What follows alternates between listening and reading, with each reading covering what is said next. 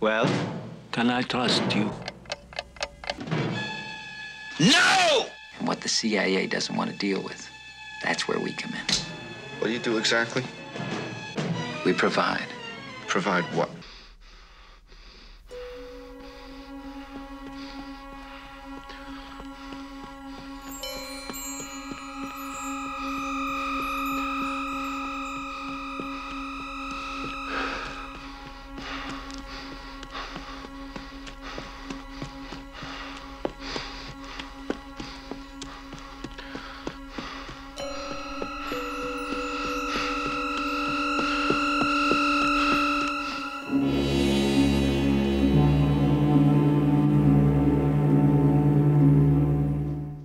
Thomas Levy, dit Beb, prépare sa thèse de doctorat en histoire comme une façon de réhabiliter la mémoire de son père poussé au suicide par le McCarthyisme. En parallèle, il s'entraîne activement pour son premier marathon de New York. De son côté, Doc, le frère de Beb, se fait passer pour un dirigeant d'une compagnie pétrolière, mais travaille en réalité pour la Division, une organisation gouvernementale secrète ayant des liens avec l'ancien criminel de guerre nazi Christian Zell, qui s'est caché en Amérique du Sud. Zell partage un coffre-fort avec son frère Klaus, qui vit à New York, mais ce dernier meurt dans un accident de voiture, ce qui oblige Zell à sortir de sa tanière pour se rendre à New York, récupérer les diamants qu'il a volés aux Juifs pendant l'occupation nazie, au risque d'être reconnu.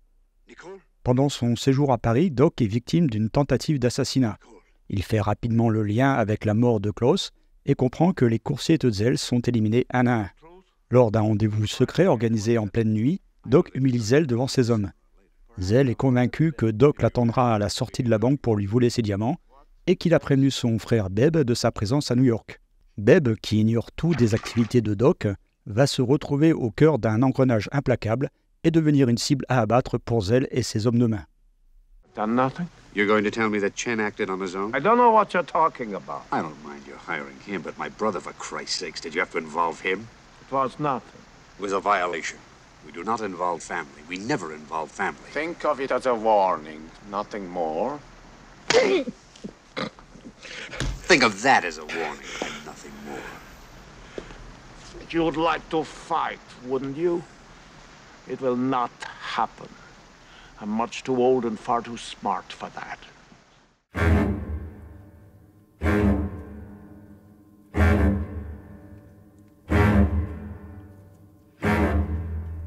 John Schlesinger est né à Londres le 16 février 1926. Après la Seconde Guerre mondiale, il débute une carrière d'acteur dans des seconds rôles avant d'abandonner le métier au début des années 60 pour se tourner vers la réalisation.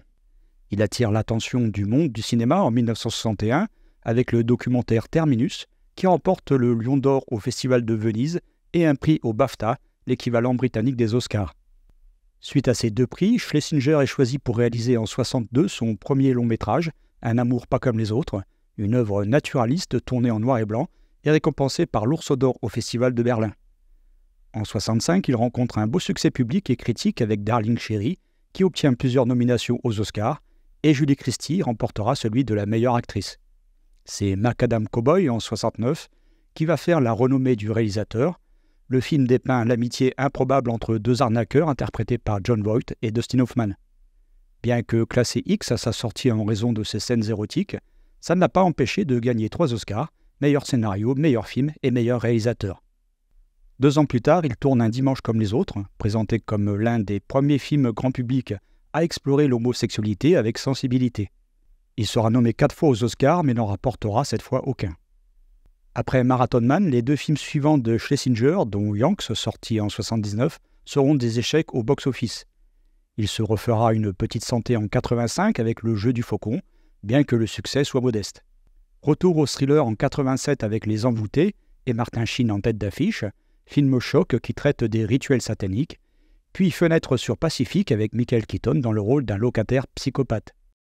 Autre thriller un peu sous-estimé qui fera un score honorable au box-office. On peut enfin citer Au-delà des lois avec Ed Harris et Sally Field, un film sur l'autojustice en mode pas toujours très fin et qui rentrera tout juste dans ses frais. Une fin de carrière en dents de scie, mais un cinéaste important qui aura laissé son empreinte à Hollywood grâce à une poignée de films audacieux. John Schlesinger est mort en juillet 2003 des suites d'un AVC.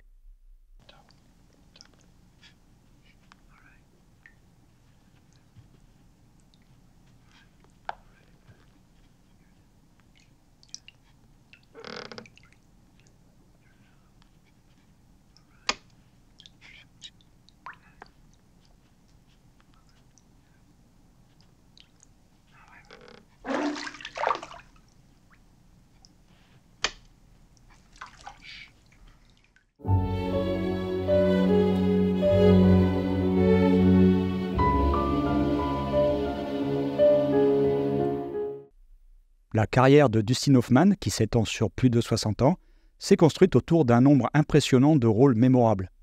Dustin Lee Hoffman est né le 8 août 1937 à Los Angeles. Sa rencontre avec le débutant et future légende du cinéma Gene Hackman, quelques années plus tard, sonnera comme un déclencheur puisque les deux hommes apprendront les ficelles du théâtre ensemble à Los Angeles.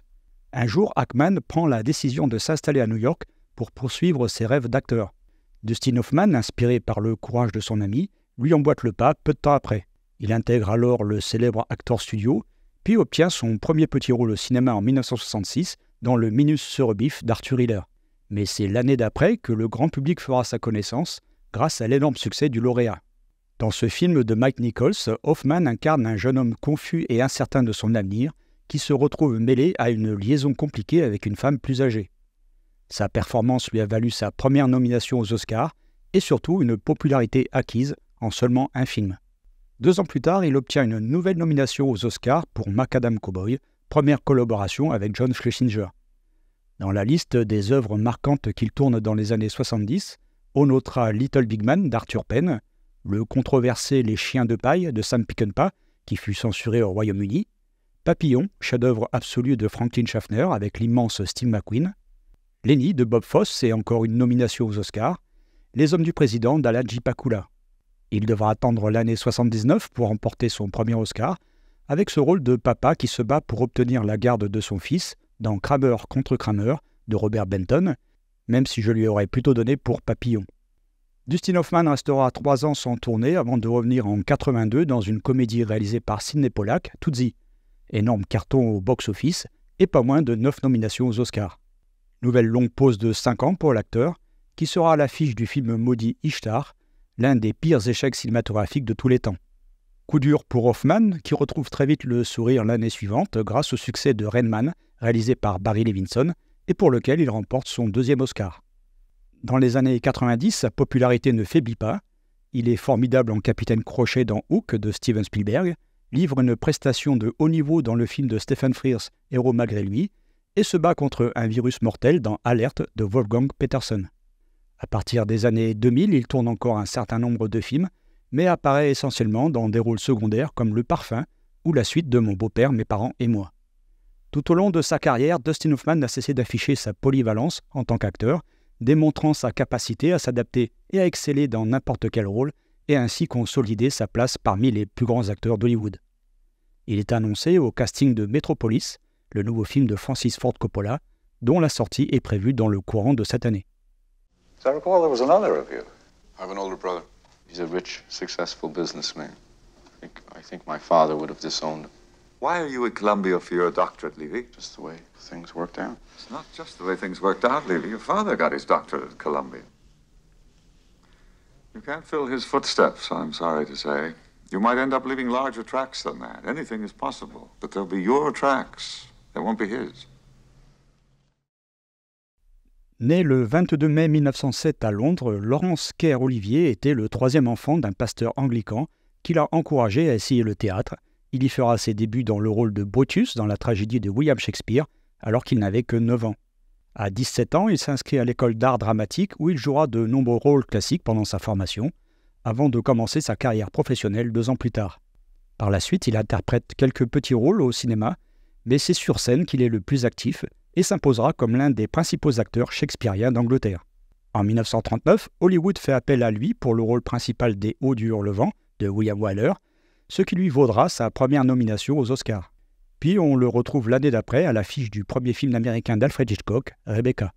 En 1944, dans l'Angleterre plongée en pleine Seconde Guerre mondiale, il est sollicité pour réaliser Henri IV afin de remonter le moral des troupes. Son passage derrière la caméra est un franc succès et Olivier sera nommé aux Oscars dans la catégorie meilleur film et meilleur acteur. Galvanisé par cette reconnaissance, il réalise 2 autres adaptations tirées des œuvres de Shakespeare, Hamlet en 1948, pour lequel il remporte l'Oscar du meilleur film et celui du meilleur acteur, et Richard III en 1955. Alors je pourrais presque m'arrêter là avec ce parcours déjà incroyable, mais je vais quand même citer une poignée de films importants qu'il tourne entre les années 60 et 80, comme Spartacus de Stanley Kubrick, Budulek a disparu, un thriller d'Otto Preminger, qui mérite d'être redécouvert, Le Limier en 1972, un chef-d'œuvre de Mankiewicz avec une nouvelle nomination aux Oscars pour sa prestation, le remarquable C'est Garçon qui venait du Brésil de Franklin Schaffner, où il interprète un chasseur de nazis à la poursuite de Joseph Mengele, joli clin d'œil à Marathon Man. Il sera également Van Helsing dans le gothique Dracula réalisé par John Badham en 1979. Laurence Olivier possédait une personnalité multidimensionnelle, reflétant plusieurs facettes du jeu d'acteur. Il a eu une carrière florissante avec près de 120 rôles sur scène et est apparu dans près de 60 films. Carrière exceptionnelle pour un acteur exceptionnel. Il a résisté pendant des années à la maladie qui le rongeait. Il décédera en juillet 89 à l'âge de 82 ans. First, there's gotta be trust, right? So what I'll do is I'll get this 3-carat stone, see? And we'll take it one flight up to this independent appraiser I know. And if he doesn't swear that I'm practically giving this stone away, hell, I'll just have to get myself a new brother-in-law. Listen, I'm gonna do you a big favor. Can't you just tell me what it's worth? I know high-pressure artists. I sell value. You never answer me!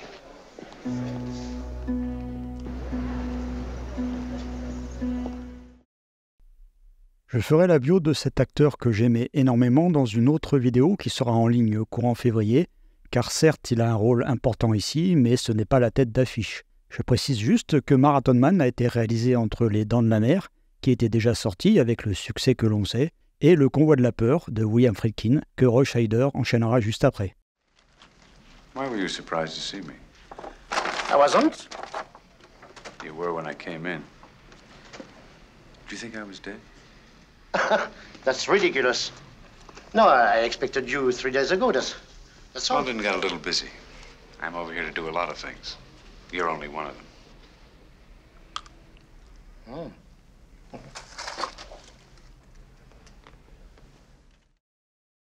Acteur charismatique au sourire diabolique, William Devane est né le 5 septembre 1939 à New York. Il est surtout connu pour ses rôles à la télévision, entre autres dans la série 24 heures chrono, mais on a pu le voir aussi dans de nombreux longs métrages, principalement des seconds rôles. En effet, en dehors de sa prestation remarquée et remarquable dans Marathon Man, il était à l'affiche de Complot de famille, le dernier film d'Alfred Hitchcock, et obtiendra le rôle principal dans Légitime violence, une série B de John Flynn. On n'oubliera pas non plus ce personnage de mafieux et de son savoureux face-à-face avec Mel Gibson dans Payback.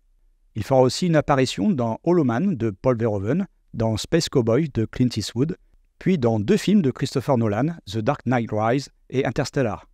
Comme d'autres grands seconds rôles du cinéma américain, William Devane fait partie de ces acteurs dont on ne retient pas forcément le nom, mais dont il est difficile d'oublier le visage.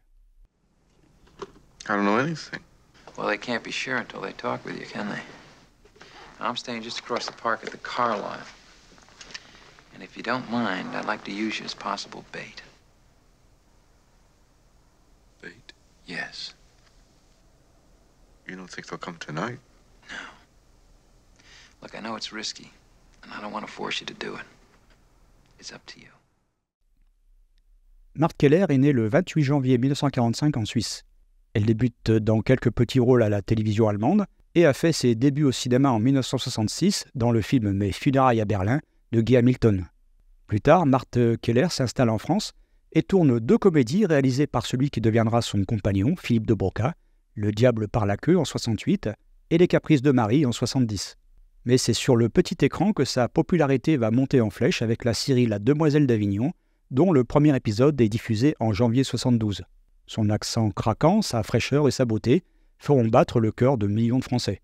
Retour au cinéma en 73 avec Elle court la banlieue, réalisé par Gérard Pires, puis en 74 dans Toute une vie de Claude Lelouch, avant de traverser l'Atlantique pour débuter une courte mais intéressante carrière hollywoodienne. Marathon Man sera son premier film, puis on la verra dans le rôle d'une terroriste palestinienne dans l'excellent Black Sunday de John Frankenheimer, adapté du premier roman de Thomas Harris. En 1977, elle est à l'affiche d'un film réalisé par Sidney Pollack, Bobby Darfield, avec Al Pacino. Partenaire à l'écran, mais également en privé, puisque Marthe Keller deviendra la compagne de l'acteur pendant 7 ans. Son dernier rôle important sera dans Fedora de Billy Wilder, avant de revenir jouer en France dans un certain nombre de films, dont K d'Alexandre Arcadi ou L'école de la chair de Benoît Jacquot. Elle vit aujourd'hui en Suisse et ne fait plus que quelques rares apparitions au cinéma et à la télé. Oh, you're always so incompetent with women. Oh, yes. Today's way above average for me. Congratulations. Good night. It's too bad. I could make you so happy. I'm smart as a whip. You won't meet another thief like me in the library again. Come on, why don't you say you'll see me? Huh? All right. I'll see you again. But it won't come to anything. You can't tell. Yes, I can.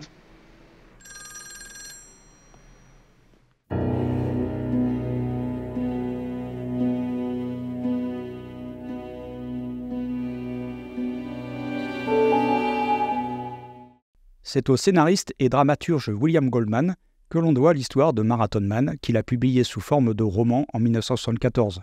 Fan de thrillers d'espionnage, il a conçu un criminel de guerre nazi inspiré du vrai docteur Joseph Mengele, surnommé l'Ange de la Mort, qui avait mené d'horribles expériences médicales sur des prisonniers d'Auschwitz. William Goldman était loin d'être un inconnu à Hollywood, puisqu'il était le scénariste de Butch Cassidy et le Kid, qui fut un énorme succès commercial, et pour lequel il recevra l'Oscar du meilleur scénario. Il est également l'auteur du roman Princess Bride, qui sera adapté au cinéma des années plus tard. Robert Evans, ancien patron de la Paramount et l'heureux producteur de Charlton, flaire le bon coup et achète les droits du roman de Goldman pour la somme de $500 000, un montant colossal en 1974. Goldman signe également pour l'écriture du scénario et travaille en étroite collaboration avec le réalisateur John Schlesinger, le premier choix de Robert Evans. Schlesinger, qui savourait l'opportunité de travailler dans un nouveau genre, avait déjà réalisé un documentaire sur les marathoniens et considérait Marathon Man comme une histoire sur la douleur et l'endurance de la douleur. What interested me about making a thriller, I love them. I'd never made one, so I wanted to try my hand at it. And I wanted to see, as well as doing something that was truly suspenseful, whether I could get my own kind of interest, which is largely concerned with character and with detail, into a film of this nature. Schlesinger était particulièrement soucieux d'ajouter de la texture aux scènes. Alors qu'il se promenait dans Manhattan avec Goldman à l'occasion du Yom Kippour, il a décidé de définir une séquence d'accidents de voiture pour la fête juive. Puis, pendant ses repérages parisiens, il a pu observer une manifestation de rue depuis son balcon, élément qu'il a incorporé dans une scène dans laquelle Doc est attaqué dans sa chambre d'hôtel. Dustin Hoffman était aussi le premier choix de Robert Evans pour jouer Babe. Schlesinger a d'abord hésité car il voyait plutôt un inconnu dans le rôle, et Hoffman paraissait trop vieux pour jouer un étudiant diplômé. Mais le réalisateur a finalement cédé. C'est le rôle de Zell qui a posé le plus de problèmes, même si Evans savait dès le départ qui il voulait, Laurence Olivier. L'acteur souffrait depuis plusieurs années d'une maladie musculaire dégénérative, sa santé fragile inquiétait les assurances, et la Paramount n'avait aucune certitude d'avoir leur feu vert. Richard Widmark est alors envisagé pour reprendre le rôle, et passe une audition au domicile de Schlesinger, en présence de William Goldman. Mais entre-temps, le producteur Robert Evans réussit à convaincre le cabinet d'assurance de prendre en charge Olivier pour 6 semaines de tournage. La fin du scénario a subi de nombreuses révisions. Goldman voulait que Babe tue Zell comme dans le roman. Mais Dustin Hoffman n'était pas convaincu par cette fin, et les producteurs ont fait appel à Robert Thon, le scénariste de Charlton, pour écrire une nouvelle version de la scène finale, dans laquelle Babe force Zell à manger ses diamants. Les premières répétitions ont eu lieu en septembre 1975, soit 1 mois avant le tournage. Parker. Yeah. He said, relax, just take it easy. He said, it's just a movie. He says, it's just a screen test. Let's have. Did you have the line? He said, let's have fun. So I Yeah. said, okay. So I shook hands with him, and his hand was just sweating. His hand was just dripping. So. Same with you, too. It's the same then. Did he like what I told you he would be like? Don't know. Perhaps. I must say, she's not as ugly as you told me she was. Well, she's gotten a little better looking since you got here, which worries me.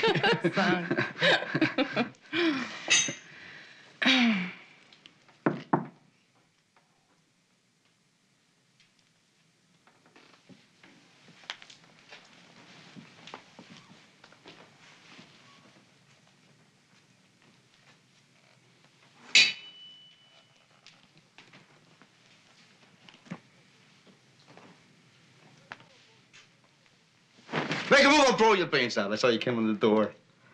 How'd you get in? A lousy lock. That's a new lock. Not good enough. Surprised you, huh? Yeah. Kick you on your ass. You're pretty good with a gun, stranger. What can you do by yourself? Times have changed, my friend. Why watch it now. Just watch it. You know you never could lay a glove on me. You would have been Come on on, the shoot it west up, side. shoot it up, shoot it up. Come on. That's it. When'd you move into this armpit of a place, huh? Why don't you tell me your real feelings? Don't hold back. Wait a minute, wait a minute, wait a minute. Schlesinger a suggéré que Zell porte une moustache, mais Laurence Olivier a plutôt estimé que le réalisateur devrait utiliser au maximum sa méchante petite bouche. Et il a eu raison. Le tournage a d'abord débuté à Paris le 3 octobre 1975, puis la production a déménagé à New York pour 5 semaines à partir du 17 octobre, notamment dans Central Park et l'Université de Columbia. C'est Conrad Hall qui a fait la magnifique photo du film. Il avait déjà collaboré avec Schlesinger l'année précédente sur Le Jour du Fléau et a remporté pas moins de 3 Oscars pour son travail sur la lumière de Butch Cassidy le Kid, American Beauty et Les Sentiers de la Perdition qui lui sera remis à titre posthume puisqu'il décédera d'un cancer peu de temps avant la cérémonie. Marathon Man est un des premiers films à avoir utilisé le Steadicam, un système de stabilisation de caméra inventé par l'Américain Garrett Brown et qui a servi pour les scènes de course à Central Park, ainsi que la poursuite nocturne dans les rues de New York. Cette dernière a demandé un énorme travail de préparation et nécessité 9 nuits de tournage. Si Dustin Hoffman aimait improviser, Laurence Olivier préférait mémoriser le scénario tel qu'il était écrit et y rester fidèle. Pour les scènes dans lesquelles Hoffman avait besoin d'être essoufflé, il trouvait un endroit près du plateau pour faire des exercices physiques. Le besoin d'Hoffman d'être véritablement épuisé pour une scène a inspiré la citation la plus célèbre attribuée à Olivier et répétée par de nombreux participants du film, l'acteur plus âgé demandant « Pourquoi n'essayez-vous pas de jouer le rôle tout simplement ?» Hoffman confirmera plus tard qu'Olivier avait bien prononcé cette phrase, mais a insisté sur le fait qu'il faisait référence à sa vie privée dissolue plutôt qu'à son jeu d'acteur. Le grand Dick Smith, créateur des effets spéciaux de maquillage de L'Exorciste, du Parrain ou encore de Taxi Driver, a conçu un appareil dentaire pour Dustin Hoffman qui le faisait paraître plus jeune et garder ses dents cohérentes avant et après la scène de torture. Smith a également créé des effets gore mémorables, comme une blessure sur la main de Scheider pendant la bagarre à l'hôtel et l'égorgement d'un marchand de diamants. Le souvenir le plus fort de Schlesinger lors du tournage est celui de sa collaboration avec Olivier, ce grand acteur qui était malade depuis assez longtemps et qui se rétablissait chaque jour où il travaillait.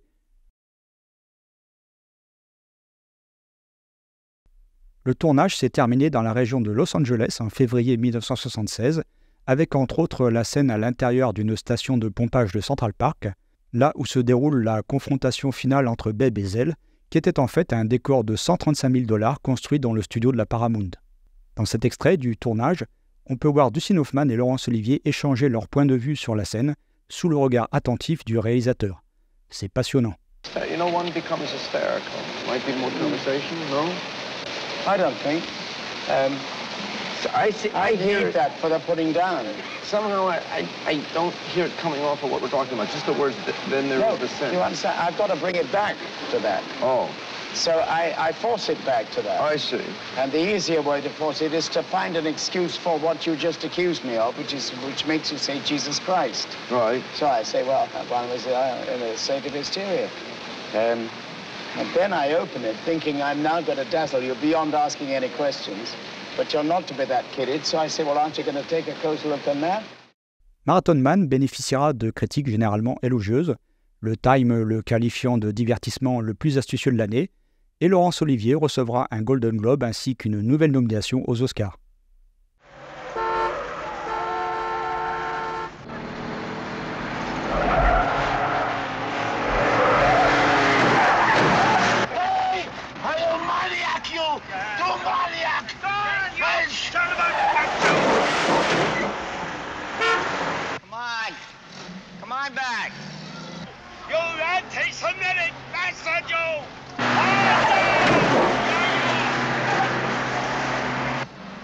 Come on back.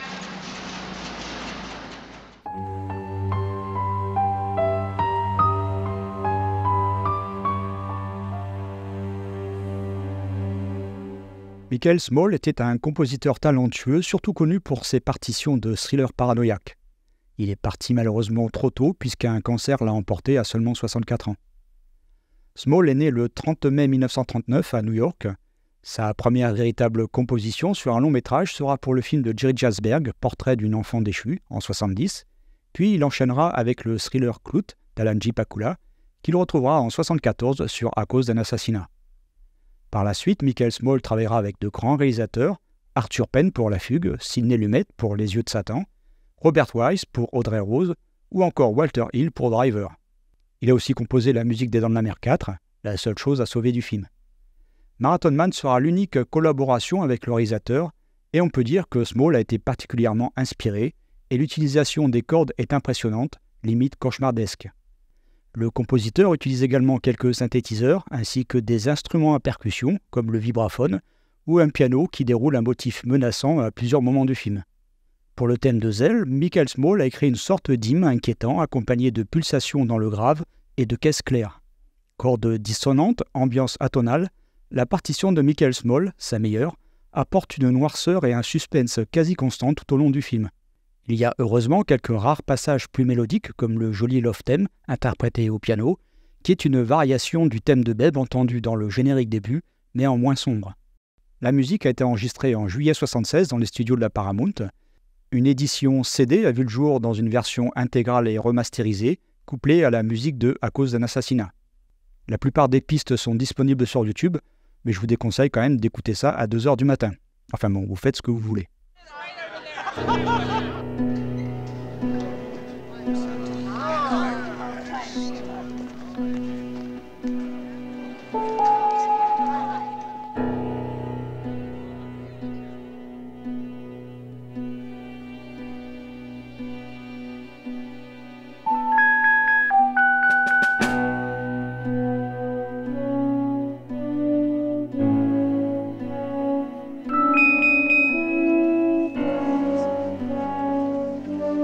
Land of plenty.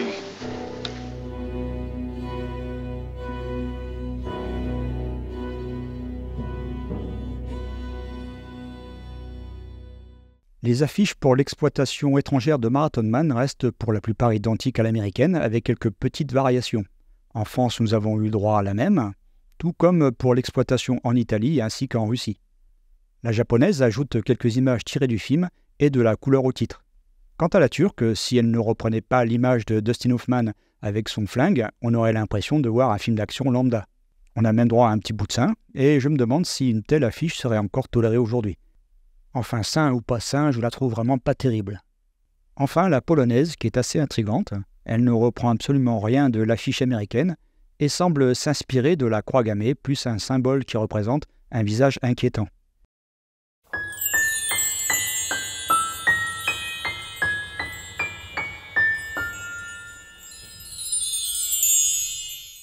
Le budget de production était de 6,5 millions de dollars. Marathon Man est sorti dans les salles américaines le 6 octobre 1976 et rapportera 28 millions de dollars grâce à un bon bouche-à-oreille, sans compter les chiffres à l'international.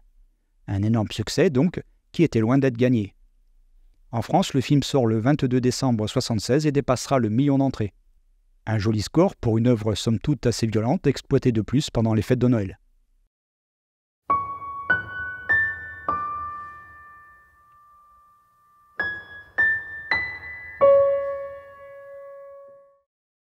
Le film a été classé R aux États-Unis, c'est-à-dire interdit aux moins de 17 ans, non accompagné d'un adulte.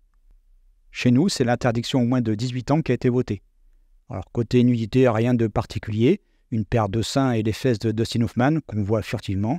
Ce n'est bien sûr pas ce qui est à l'origine de cette interdiction aux mineurs, mais bel et bien la violence avec égorgement réaliste à l'aide d'une lame de poignet ou d'une corde à piano, plus les scènes de torture. Alors certes hors champ, mais qui ont transformé chacune de nos visites chez le dentiste en petits moments angoissants, sans oublier le climat oppressant dans lequel Schlesinger nous plonge. Ça aurait pu être pire, cela dit, car lors d'une projection test à San Francisco, cette violence a provoqué quelques remous. Le réalisateur a estimé que cela empêchait le public de s'intéresser aux émotions des personnages. Il a donc choisi de faire des coupes sur les plans les plus graphiques, comme sur les 2 scènes de torture, qui étaient plus longues et plus sanglantes.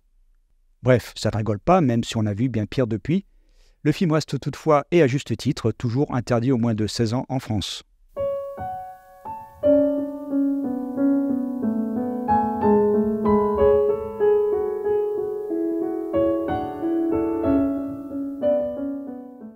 J'ai découvert Marathon Man dans les années 80 en louant la VHS dans un vidéoclub. Je ne savais pas grand-chose du film, n'avais vu aucune image en dehors de celle au dos de la jaquette. Autant dire que l'expérience a été marquante, mais inoubliable. Je me suis rarement autant accroché à mon fauteuil et je n'ai que très rarement ressenti ce genre d'émotion au cinéma depuis. Il faut dire que le film ne vous lâche pas de la première à la dernière minute, et à chaque fois qu'on pense avoir un peu de répit, il se passe toujours un truc qui fait que la tension ne retombe jamais. Marathon Man, c'est une réunion de talent à tous les niveaux. La première bonne idée des producteurs est d'avoir choisi John Schlesinger qui n'avait réalisé que des drames ou des études de mœurs. Sa brillante mise en scène distille par petites touches un sentiment de danger permanent, comme ce moment étrange avec cet homme poussant un landau, suivi d'un plan fixe sur le visage figé d'un Chinois.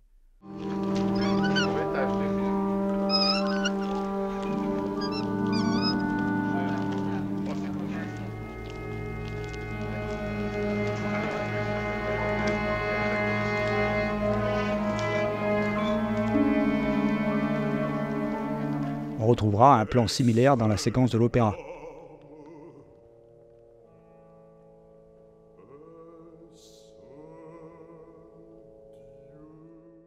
Je pourrais aussi citer la scène de la chambre d'hôtel, quand le garçon d'étage comprend qu'il s'est trompé de costume. On a ce long plan sur la porte fermée avec Roy Scheider qui apparaît dans le miroir de dos et la musique de Michael Small qui fait monter la pression, alors qu'au final, il ne se passera rien, ou du moins pas tout de suite. Ce n'est pas à moi. Oh, monsieur, je regrette infiniment. C'est une erreur de l'office. Monsieur. Merci. Merci, monsieur. I don't know what that was about. The valet coming into the wrong room, I think. I'm not jittery. Who else knows I'm here? You sure? Le choix des cadres, la photo, la longueur des plans, tout est fait pour nous mettre dans un climat d'insécurité.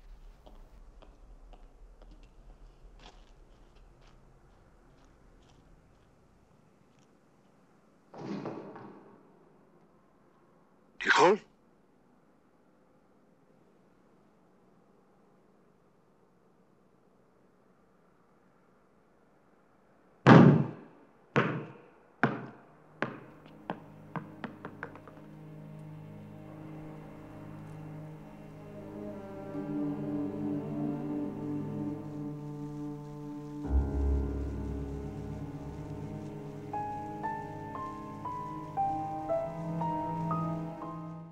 L'autre idée de génie est d'avoir pensé à Laurence Olivier pour le rôle de Zell. Cet immense acteur livre ici un numéro diabolique et terrifiant. Il est le mal incarné et ferait presque passer Hannibal Lecter pour l'abbé Pierre.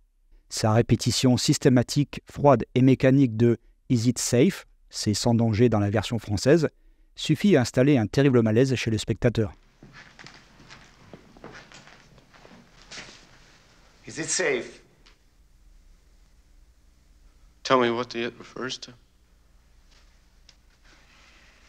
Is it safe? Yes, it's safe. It's very safe. It's so safe you wouldn't believe it. Is it safe?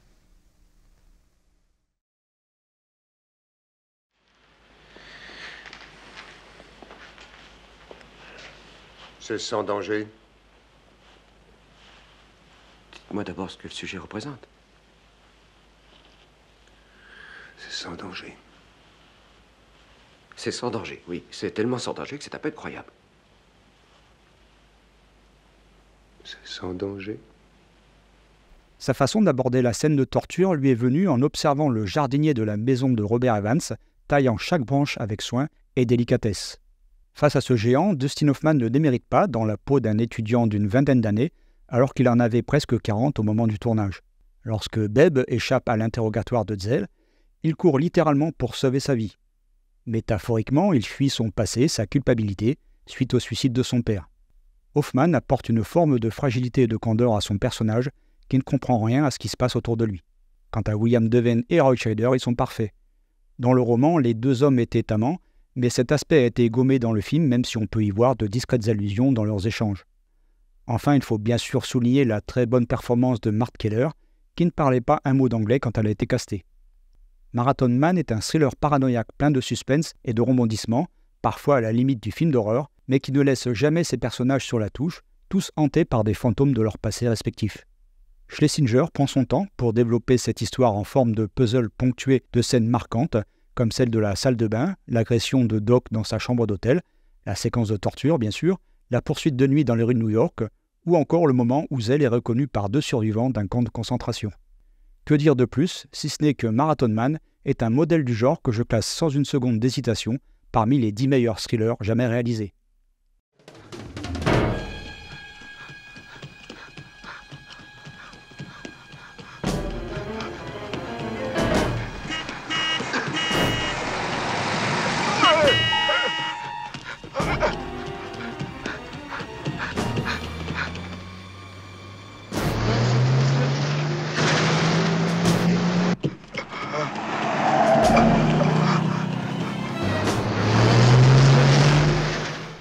J'ai décidé de conclure cette vidéo sur la petite fête organisée pour le dernier jour de tournage de Laurence Olivier, qu'on sent à la fois très ému et heureux d'avoir participé à ce film.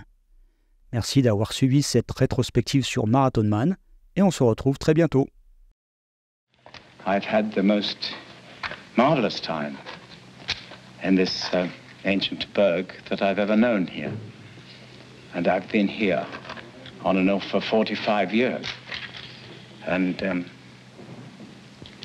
I've never known anything so beautiful as the way in which I have been welcomed by all my old friends, and there are many, many, many of them. I'm very, very rich in friends, here particularly. And now I've made a whole host more friends, all of you. And I can't tell you how happy you've made me and how happy you're making me now. My voice is a little shaky, but je suis un peu amused, but I'll explain that to Dustin. I would like to toast to my Lord on behalf of John and myself. In working these weeks, it occurred to me, as I think it occurred to John, that we were not, at least to me, it occurred to me, and as a matter of fact, yesterday when we were up on that set and it was rigorous, that I have not just been working with a great actor. It occurred to me I've been working with a soldier, a great soldier, and not an artist, an important artist. And you don't work with maybe more than 1 or 2 in a lifetime. To you, sir, an important artist. Salute you for your help.